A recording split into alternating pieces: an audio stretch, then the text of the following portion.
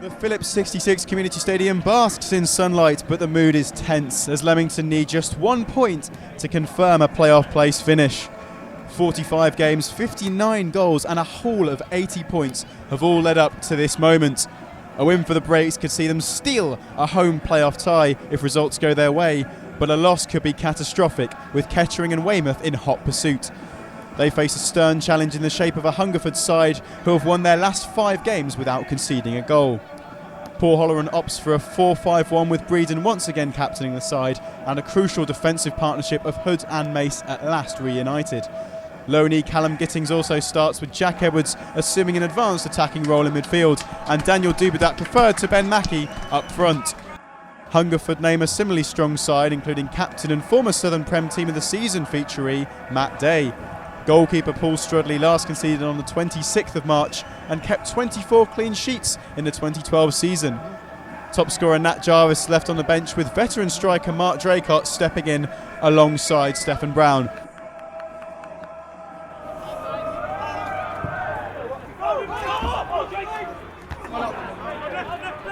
Jamie Hood there just up and battling. Sam Austin hasn't got it yet and it's racing through now.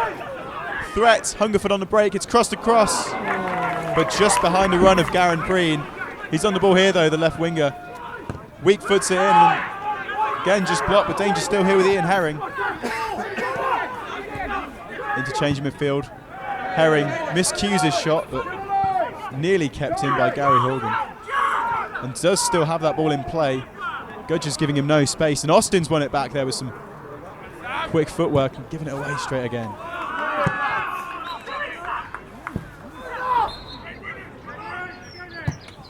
It's an in-swinging corner looking dangerous and Callum Gittings having to get up there to clear it. It's back in and again to the edge. Hungerford with a spell of pressure here, whipped to the back post and cleared over almost inadvertently by Tawndry. Looked like a clash of heads there. The play is continuing with Hungerford on the right side. It's touched inside, they're looking dangerous, they're looking lively. But Connor Gudge is having none of it and confidently clears all the way back to Reece Tyler.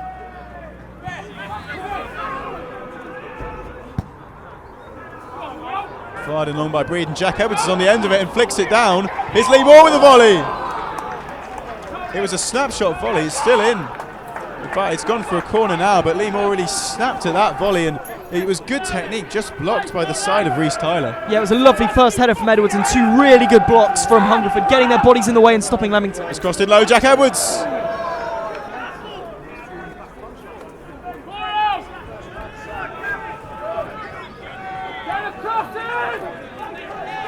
We'll see what Sam Austin can do here. His delivery in the past hasn't been the best from these attacking positions, but it'll be crucial that he's consistent today. Here's Sam Austin. Whipped in well to the back. Jack Edwards all the way through to the keeper. Has to be blocked. Here's Lee Moore on the edge. Takes a shot over the bar and cannons against the advertising hoarding. Great effort from Lee Moore, but just rising too early. Yeah, it's a wicked ball in from Sam Austin. Forces the goalkeeper into action. He doesn't look comfortable with it. Eventually drops to Moore on the edge. He just can't quite keep it down. Just almost puts his foot through it too much. Puts too much power on it. But really positive signs from Leamington early on here.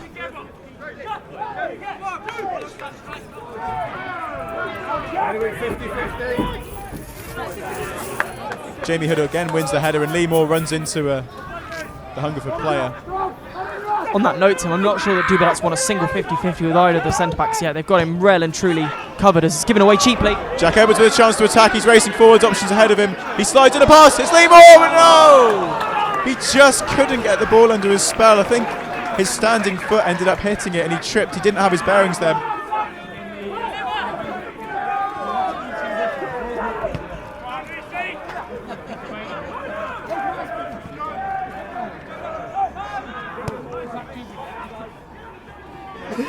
Midfield and attack just a bit disjointed for Leamington at the moment though, as Lee Moore can't find anyone. It's given away, it's Garen Preen racing through. Takes a touch inside, racing into the box, he shoots. Just wide.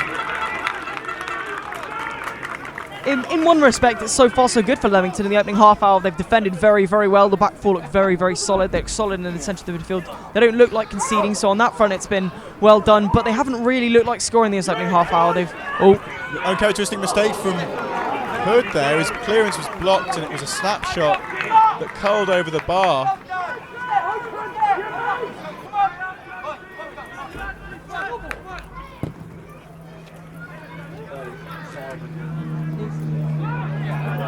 There's a chance maybe for Dubedat. He's managed to work an angle and clip it back across, but no one on the end of it. I should say Hungerford's lineup actually I don't think includes either their top two scorers this season. But Sam Austin racing through. We're used to seeing him here. Sam Austin, he's curled it back and Lee Moore. It just hit his foot with the momentum of his running, carrying the ball away. That was great work from Sam Austin and desperately unlucky for Lee Moore. Sam Austin's getting a card now, I think. Austin could be in trouble here. I'm not sure what happened off the ball. Perhaps he caught him with a follow-through. I think this is as much a team yellow card as it is for the individual tackle by Sam Austin, because that's 2 or 3 late tackles now from Leamington that the referees let go. And this time he's just putting down a marker and saying, all right, you can't keep doing this. You can't keep getting away with it. So Sam Austin's picked up a yellow for it.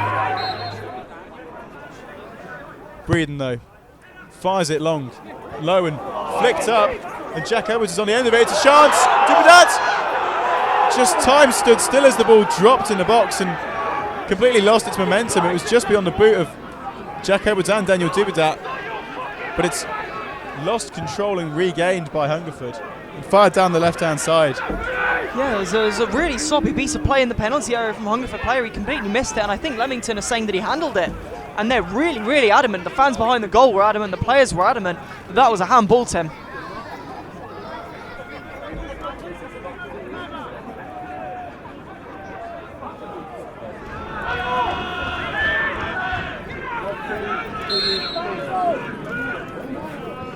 Austin has lofted it to the back post though. It's flicked up by the defender.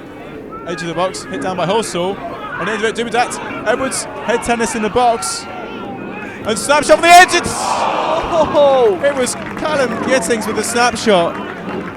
Just couldn't find that bottom corner, but a great effort.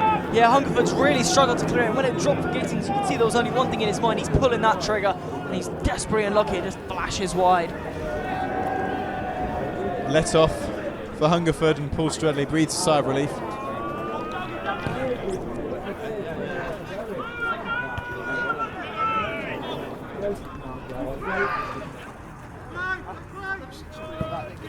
Now he fires it long, and just Jack Edwards with the ball now.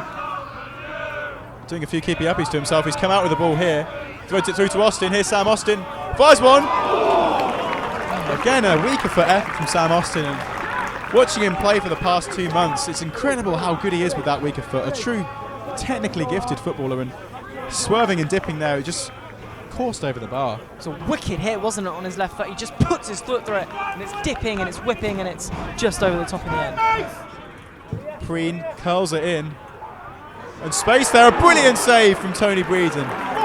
Top stop from Breeden. It's a lovely header from Matt Day in towards that near corner. Breeden does brilliantly, and that's a real warning signs for Leamington. They have to be very, very careful here. Definitely the best chance of the game, and Breeden was levelled to it there. It's fired in almost a little short, but flicked on by Edwards, and here is Austin. Oh, he's nutmegged the player. That is brilliant from Sam Austin. It's inspired, he fires it in. It's so... Sam Austin. Showboating from him. And then it was the slip, I think, from Callum Gittings. From the sublime to the painfully unlucky, but oh, it's a joy to watch him when he's in this kind of mood. Nearly, but not quite from Leamington. Brilliant from Austin, but not quite from Gittings in the box. Mace under control, and now space opening up for Leamington. I think Hungerford chasing a win. Dubedat has the ball, flicks it through brilliantly, racing through. It's Gittings, it's Callum Gittings. He shoots, but it's straight to the keeper. It's agonising. He almost toe poked it. Surely it was easier to score there, Tom. He's got to do better. It's straight down the goalkeeper's throat in the end from Gittings. He does so well. It's a sensational run. Defender doesn't track him.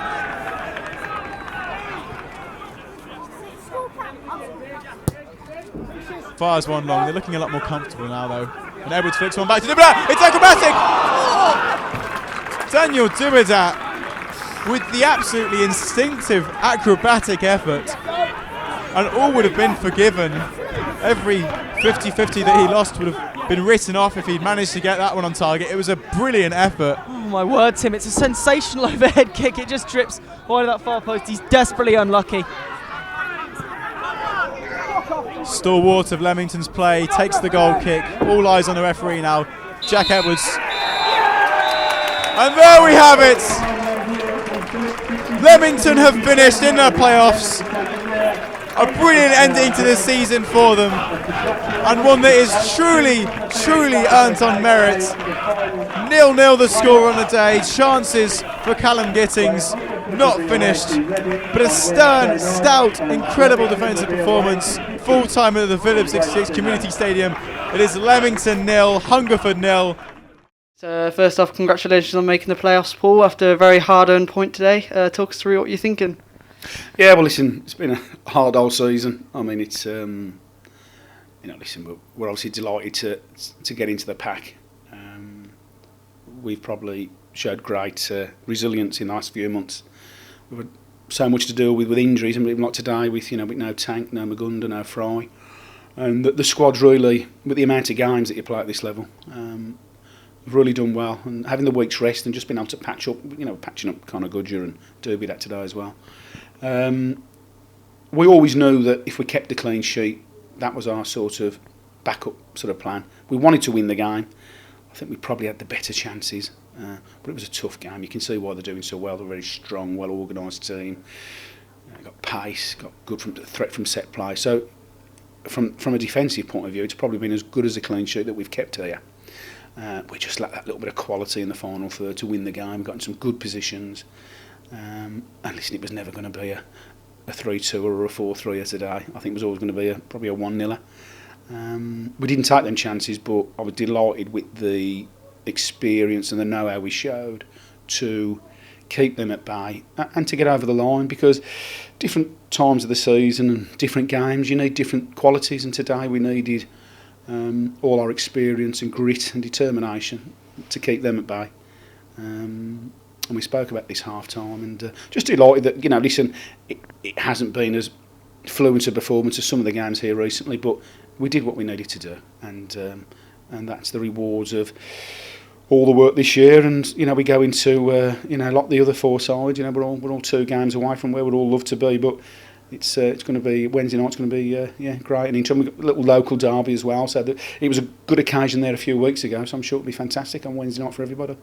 Obviously, at the end of the match, you put all the players together and had a little talk with them. Just summarise what you said to them. No, well, listen, we just, it's a funny one, the playoffs, because it is. It's great that you get there, of course it is, but it's only great for one team. So it's an achievement. No, basically, because every sort of last game, home game, the players just thank the fans, really. So that's all that was about, really. Just a reminder, obviously pat on the back.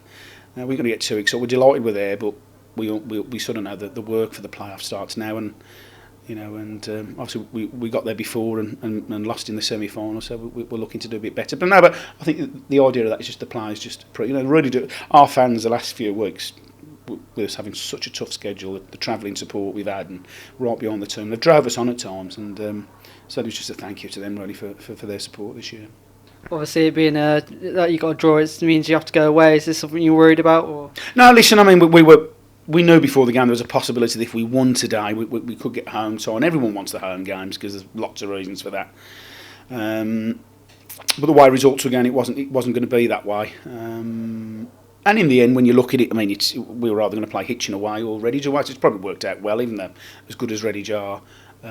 It's local. It's going to be accessible to everybody, and I'm sure there'll be a fantastic crowd and a fantastic atmosphere.